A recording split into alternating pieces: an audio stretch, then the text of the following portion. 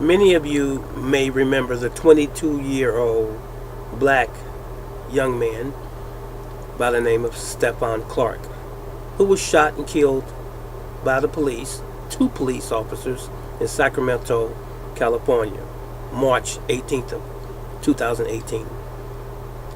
It was alleged that he was found destroying or breaking windows out of people's property.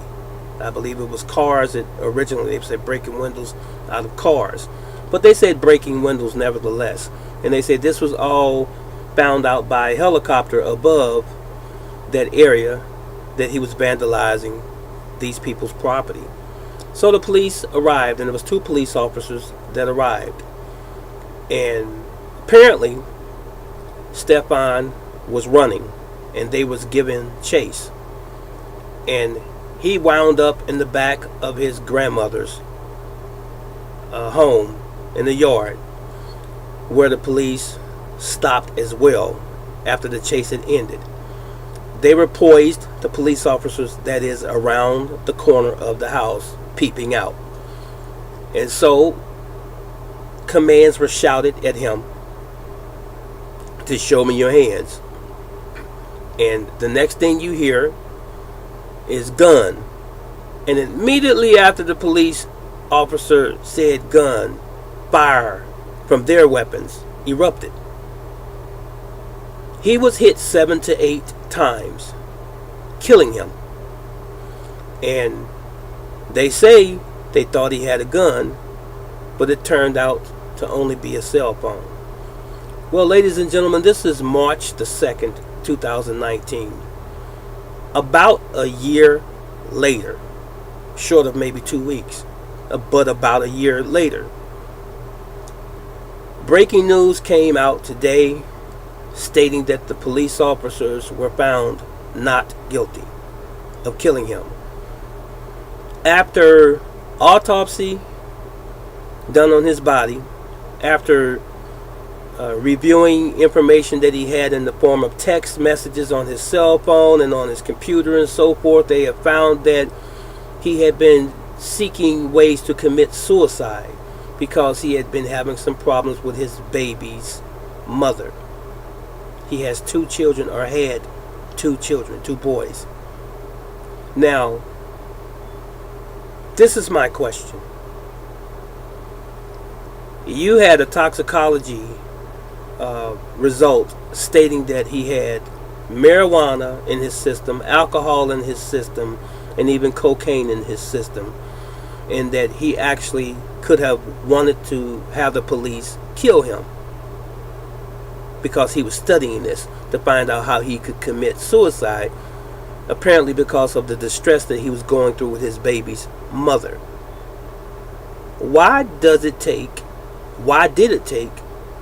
a year to find this out? This is something that could have been arrived at or ascertained within 2 or 3 months. But it takes you a whole year to find this information out and then say that he was suicidal. All of a sudden he's suicidal. But what turned out to be someone vandalizing the neighborhood, and then you chasing him at night with the helicopter above head, and you saying show me your hands, and immediately saying gun, and immediately gunfire erupting from your own weapons, killing this young man. But now you're found not guilty when all he had was a cell phone. I don't buy the new story, the new findings that he was suicidal. Even if you have evidence that said that he was looking something up because he wanted to find a way to commit suicide, I don't buy that. What I do buy is a potential cover-up by the police to protect themselves and those 2 police officers, of which one was stated to have been a black police officer. Why is it that in the majority of cases involving police officers killing a black man, they always are found not guilty, even when there is no weapon? from the so-called assailant, from the so-called person that was in question, I should say. But they always get to walk.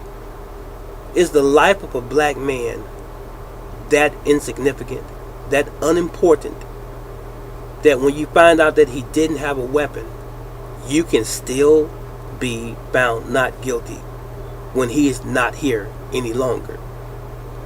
He's never going to see his family again. He's never going to see his children again. He's never going to see what his full potential could have been as a human being and grow up with some aspirations or goals in life. He's never going to have that opportunity again. But you can go home to your family, all over him just simply having a cell phone in his hand. Go figure. And what do you think?